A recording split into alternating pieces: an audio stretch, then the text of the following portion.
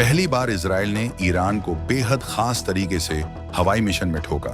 Expert क्यों कह रहे हैं? इजराइल ने भारतीय तरीके से किया ईरान पर जोरदार एक्शन। इजराइल के ऑपरेशन राइजिंग लॉयन को दुनिया क्यों कह रही ऑपरेशन सिंदूर जैसा मिशन? इजराइल की खुफिया एजेंसी मोसाद ने ईरान के परमाणु वैज्ञानिकों को उनके घरों में घुसकर बनाया निशाना। इधर ईरान के पास ऐसा क्या है जो वो ना तो अमेरिका से डरता है ना ही इजराइल के हवाई हमलों से? क्या ईरान दुनिया की सबसे महत्वपूर्ण समुद्री रास्ते को बंद करके पूरी दुनिया की अर्थव्यवस्था को घुटनों पर ला सकता है?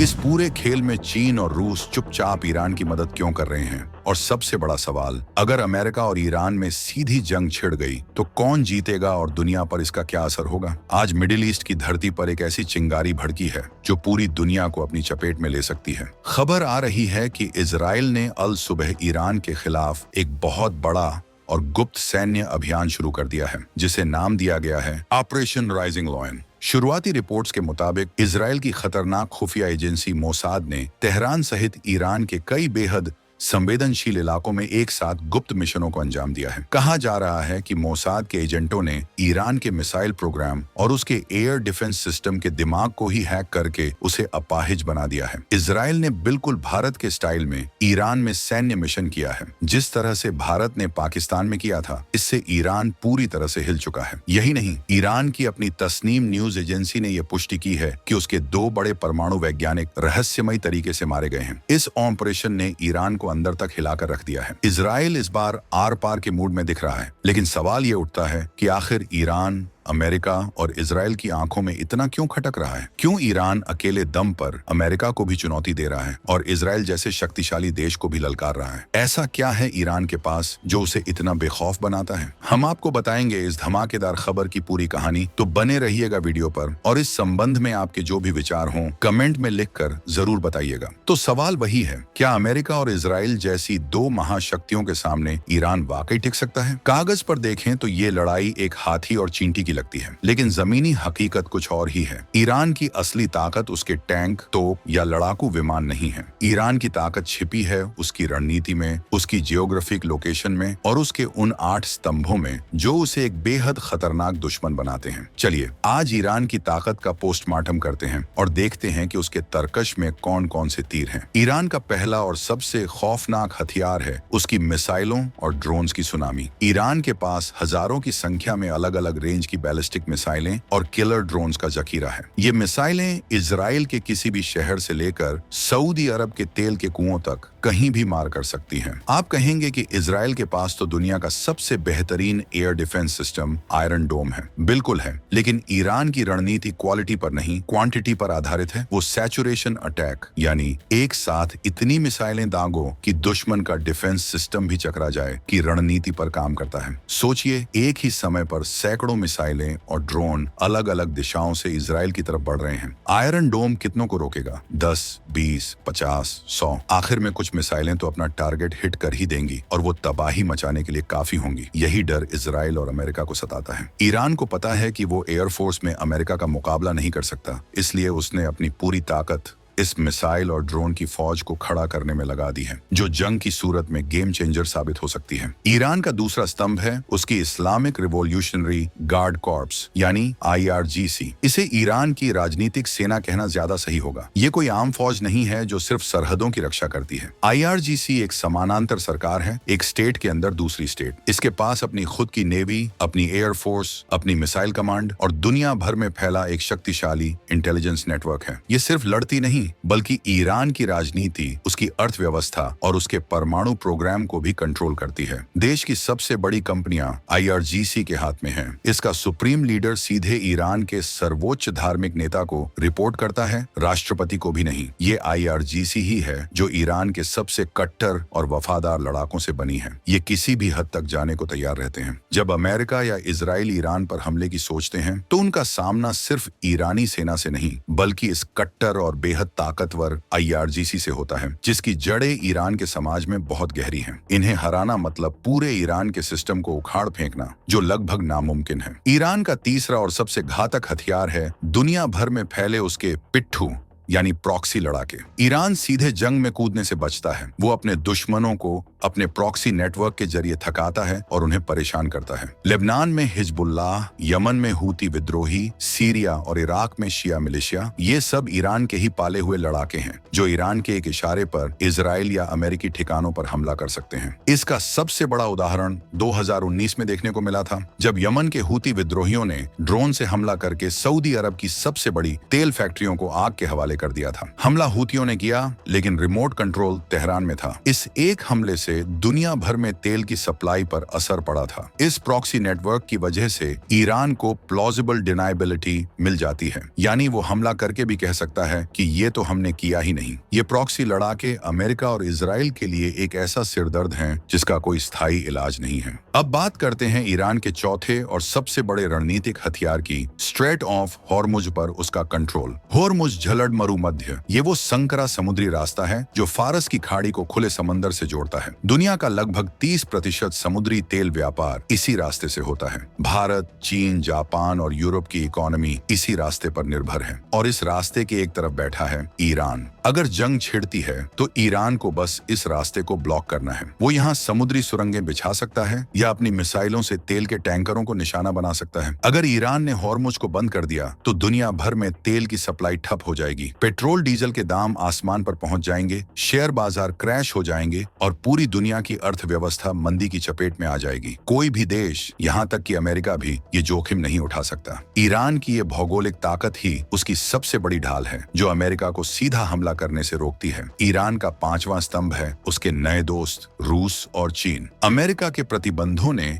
ईरान को इन दोनों देशों के और करीब ला दिया है। ईरान ने चीन के साथ 25 साल का एक विशाल रक्षा और व्यापार समझौता किया हुआ है, जिसके तहत चीन ईरान में अरबों डॉलर का निवेश कर रहा है। बदले में ईरान उसे सस्ता तेल दे रहा है। वहीं दूसरी तरफ रूस ईरान का सबसे बड़ा हथियार सप्लायर बन गया है। खबरें हैं कि रूस ईरान को दुनिया का सबसे advance air defence system S-400 और नए लड़ाकू विमान दे रहा है। अगर ईरान को S-400 मिल गया तो इजरायली या अमेरिकी लड़ाकू विमानों के लिए ईरान के आसमान में घुसना बहुत मुश्किल हो जाएगा। रूस और चीन का साथ मिलने से ईरान अब अंतर्राष्ट्रीय मंच पर अकेला नहीं है। उसके पीछे दो बड़ी ताकतों का हाथ है जो अमेरिका को कोई भी बड़ा कदम उठाने से पहले सोचने पर मजबूर करता है। ईरान की छठी ताकत है उसकी धरती के नीचे दबा कुदरती खजाना। ईरान के पास दुनिया का सबसे बड़ा प्राकृतिक गैस का भंडार है और दुनिया का चौथा सबसे बड़ा तेल का भंडार है। अलावा उसकी जमीन में तांबा, लोहा, जिंक और लिथियम जैसे महत्वपूर्ण खनिज भी भारी मात्रा में मौजूद हैं। आज की तारीख में जब दुनिया ग्रीन एनर्जी की तरफ बढ़ रही है, इन खनिजों की कीमत सोने से कम नहीं है। अगर ईरान में जंग होती है तो इन सभी चीजों की सप्लाई चेन टूट जाएगी। इसका सीधा असर दुनिया भर की इंडस्ट्री पर पड़ेगा। मोबाइल फोन से लेकर इलेक्ट्रिक गाड़ियों तक सब कुछ महंगा हो जाएगा। ये ईरान का एक और आर्थिक हथियार है जो दुनिया को यह सोचने पर मजबूर करता है कि ईरान से दुश्मनी कितनी महंगी पड़ सकती है। सातवां पॉइंट फिर से ईरान की भौगोलिक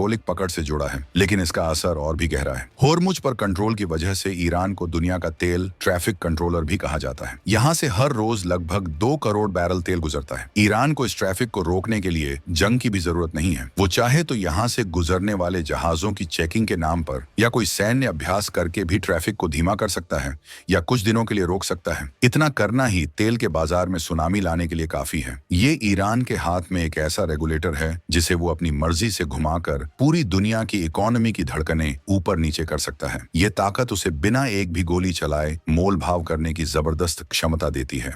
और ईरान का आठवां और आखिरी स्तंभ है स्मार्ट वॉर का खिलाड़ी होना। ईरान जानता है कि वो आमने सामने की पारंपरिक लड़ाई में अमेरिका से नहीं जीत सकता, इसलिए वो सीधे लड़ने की गलती कभी नहीं करता। वो असिमेट्रिक वॉरफेयर यानी अप्रत्यक्ष युद्ध का मास्टर है। वो साइबर अटैक में माहिर है। वो अमेरिका और इजराइल के पावर ग्रिड, सरकारी वेबसाइटों और फाइनेंशियल सिस्टम पर लगातार साइबर हमले करता रहता है। वो अपने घातक ड्रोन्स का इस्तेमाल करके सटीक हमले करता है, जैसा हमने सऊदी अरब में देखा। और वो अपने प्रॉक्सी लड़ाकों का इस्तेमाल करके अपने दुश्मनों को हजारों मील दूर उलझाए रखता है। मजे की बात यह है कि अब अमेरिका भी इराक और अफगानिस्तान के बाद सीधे युद्ध में फंसने से बचता है। तो अब ये लड़ाई तोपों और टैंकों की नहीं बल्कि स्मार्ट वॉरफेयर की बन गई है और इस खेल में ईरान एक मंझा हुआ खिलाड़ी है। तो अब आते हैं उस सबसे बड़े सवाल पर कि जब ईरान इतना ही ताकतवर और खतरनाक है तो अमेरिका उससे डरता क्यों है? डर शब्द शायद सही नहीं, नहीं। अमेरिका ईरान से डरता नहीं, बल्कि उससे उलझने के नतीजों से डरता है। चलिए पहले कागजी ताकत का वो फर्क देख लेते हैं जो किसी को भी हैरान कर दे। अमेरिका का सालाना रक्षा बजट लगभग 690 अरब डॉलर है, जबकि ईरान का महज 6.2 अरब डॉलर। यानी अमेरिका अपनी सेना पर ईरान से 100 गुना से भी ज्यादा खर्च करता है। अमेरिका के पास 21 लाख से ज्यादा की विशाल सेना है, तो ईरान के पास 9 लाख से भी कम। आसमान में अमेरिका के पास 13,000 से ज्यादा लड़ाकू विमानों,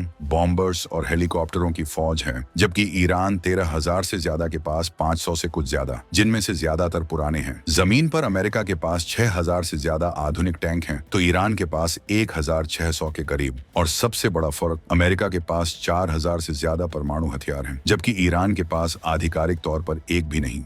अमेरिका के पास 24 विशालकाय एयरक्राफ्ट कैरियर हैं, जो तैरते हुए शहर की तरह हैं और दुनिया में कहीं भी हमला कर सकते हैं, जबकि ईरान के पास एक भी नहीं। ये आंकड़े देखकर तो कोई भी कहेगा कि अमेरिका चाहे तो ईरान को कुछ ही दिनों में धूल चटा सकता है। लेकिन रुकिए, कहानी इतनी सीधी नहीं है। ये आंकड़े सिर्फ आधी सच्चाई बताते हैं। अमेरिका का डर इन आंकड़ों के पार है। अमेरिका को पता है कि ईरान को हराना शायद मुमकिन हो, लेकिन इस जीत की जो कीमत चुकानी पड़ेगी वो बहुत ज्यादा होगी। पहला डर, जैसा हमने बताया, स्ट्रेट ऑफ हॉर्मुज का बंद होना। इससे वैश्विक अर्थव्यवस्था तबाह हो जाएगी और अमेरिका समेत पूरी दुनिया में हाहाकार मच जाएगा। दूसरा डर है एक लंबी और खूनी जंग में फंस जाने का। ईरान इराक या अफगानिस्तान नहीं है, वो एक बड़ा देश है जिसकी आबादी 9 करोड़ के करीब है और जहां के लोग बेहद राष्ट्रवादी हैं। बाहरी हमले की सूरत में वो एकजुट हो जाएंगे। वहां की जमीन पहाड़ी और जटिल है, जो किसी भी हमलावर सेना के लिए कब्रगाह बन सकती है। अमेरिकी सेना वहां सालों तक फंसी रह सकती है, जैसा वियतनाम में हुआ था। तीसरा डर है ईरान के प्रॉक्सी नेटवर्क का। जैसे ही अमेरिका ईरान पर हमला करेगा, ईरान के प्रॉक्सी लड़ाके पूरे मिडिल ईस्ट में अमेरिकी ठिकानों, उसके सैनिकों और इजराइल पर हमलों की बौछार कर देंगे। ये जंग सिर्फ ईरान की धरती पर नहीं, बल्कि पूरे क्षेत्र में फैल जाएगी, जिसे संभालना नामुमकिन हो जाएगा। चौथा डर है ईरान के साइबर हमलों का। ईरान अमेरिका के पावर ग्रिड, बैंकिंग सिस्टम और कम्युनिकेशन नेटवर्क को निशाना बनाकर अमेरिका को अंदर से ही नुकसान पहुंचा सकता है। संक्षेप में, अमेरिका ईरान से इसलिए नहीं डरता कि वो हार जाएगा, बल्कि इसलिए डरता है कि इस जंग की कोई साफ सुथरी और आसान जीत नहीं है। ये एक ऐसी दलदल है जिसमें अमेरिका फंसना तो चाहेगा, लेकिन निकल नहीं पाएगा। इस जंग की आर्थिक, राजनीतिक और मानवीय कीमत इतनी ज्यादा होगी कि अमेरिका उसे चुकाना नहीं चाहता। तो अंत में तस्वीर ये बनती है कि ईरान अपनी सैन्य कमजोरियों को अपनी रणनीतिक ताकतों से ढंक लेता है। वो एक ऐसा खिलाड़ी है जो जानता है कि वो बाहुबल में नहीं जीत सकता, इसलिए वो बुद्धि और धूर्तता का इस्तेमाल करता है। ऑपरेशन राइजिंग लॉयन जैसे इजरायली हमले उसे भले ही कुछ समय के लिए नुकसान पहुंचा दें, लेकिन ईरान की असली ताकत को खत्म नहीं कर सकते, क्योंकि उसकी ताकत उसकी मिसाइलों में नहीं, बल्कि उसकी सोच, उसकी लोकेशन और उसके इरादों में है। ये शतरंज की एक ऐसी बाजी है जहां एक तरफ अमेरिका और इजराइल जैसे शहंशाह हैं, तो दूसरी तरफ ईरान जैसा एक वजीर है जो भले ही अकेला हो, लेकिन पूरे खेल को पलटने की ताकत रखता है। तो दोस्तों, ये थी ईरान की ताकत की असली कहानी। आपको क्या लगता है, क्या ऑपरेशन राइजिंग लॉयन जैसी कार्रवाइयां ईरान को रोक पाएगी? क्या अमेरिका को कभी न कभी ईरान के साथ सीधी जंग में उतरना ही पड़ेगा? और इस पूरे खेल में भारत को किसका साथ देना चाहिए और उसकी क्या भूमिका होनी चाहिए? अपनी राय नीचे कमेंट्स में जरूर बताइए।